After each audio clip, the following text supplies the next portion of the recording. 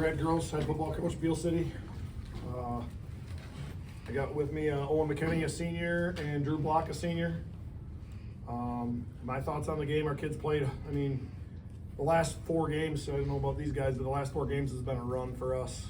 Going through, boom, boom, boom, with 1 point. It was really nice to get this one a little, I wouldn't say easier, but more, not as much, I guess, I don't know the word I'm looking for, probably, not as much stress. Yes, not as stressful.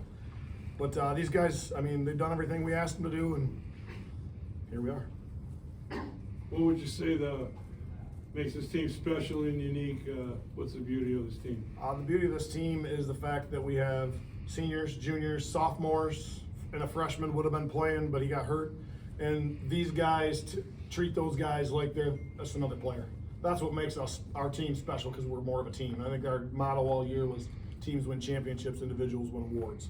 So we kind of stuck by that, and I think that's what got us here. Block, get your thoughts on and McKenny. You beat number 1, number 2, number 4, number 6. As Coach said, that's a heck of a run. What's your thoughts to that? 0. Yeah, I think we've just been playing like very, very good. We're more than a team, we're family, and we just helps us come together and win.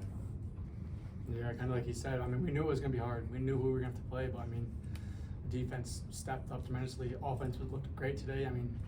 We've just been a family since August, even started summer.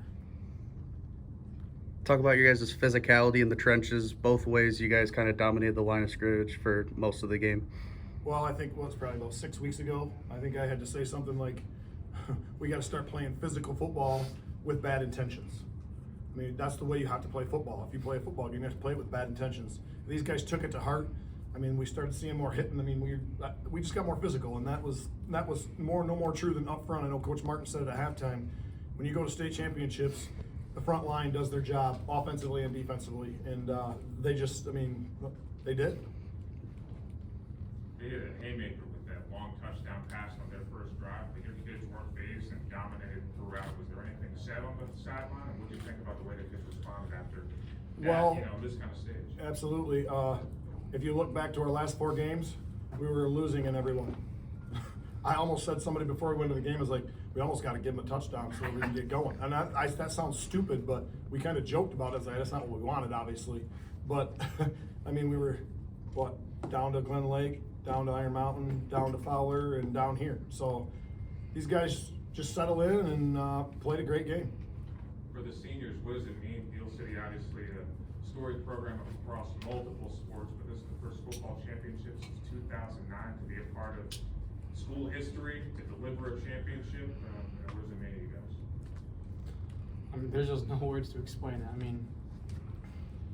That's all I gotta say. We talk about tradition all the time.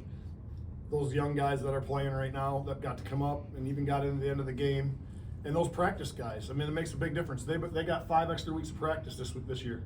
So now those guys know what it takes to go. It's a huge deal to get them extra weeks of practice. So we got freshmen and sophomores that got basically another half a season. So that makes a huge difference, and that's part of tradition. Coach, you led this team to its title in '94. You've been close before. How sweet is this to get back to the mountaintop? Very sweet. I've played it, and when you're playing it, it just kind of goes so fast. But then when you're coaching it, you know all the stuff that goes into it. You know all the time and how much film I've watched. And geez, I know I'm just calling plays on the sideline because I almost knew where they were going. But it means so much after you've missed it twice. So you start thinking, man, am I gonna be the Buffalo Bills and have 4 of them? Some of these guys probably don't know about that, but it gets in your mind, and to get off of that hump, it means a lot to me. But it's not about me; it's about these guys, and that's the most important thing. Coach, you talked about just all week about how you wanted them to feel that feeling, and you just wanted to see the smiles on their faces after that game, after they got it done. Just seeing the emotion from the team, just being able to see what you felt all those years ago. Just like, how's it feel just to see these guys just come together and be able to pull this off? That's the greatest part, is to see these guys smile, see them succeed, to come together as a team. That's more important to me than anything else, I guess. So I mean, I don't know if there's any other way to describe it, but that, just to see the smile on their faces, that's what I like.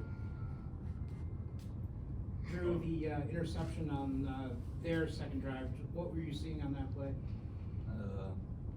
I probably should have batted it down. I'm not mad at intercepted. I feel like I got in their heads a little bit.